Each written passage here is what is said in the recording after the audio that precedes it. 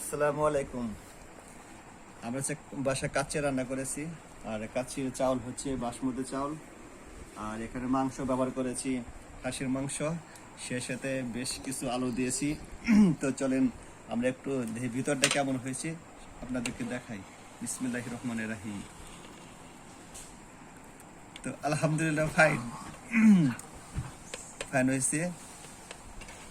একটু এই মাংস, এই এই দেখেন মাংস, এই যে শুধু মিথ্যা বলি না, মাংস এই যে আলু আছে, এই আপনার কাঁচা মরিচ,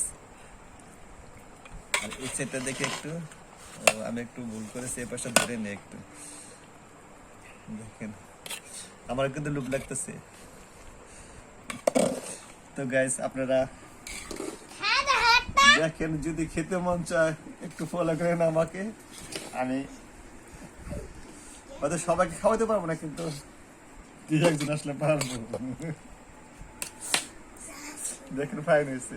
তো রেখে দেই, বাই।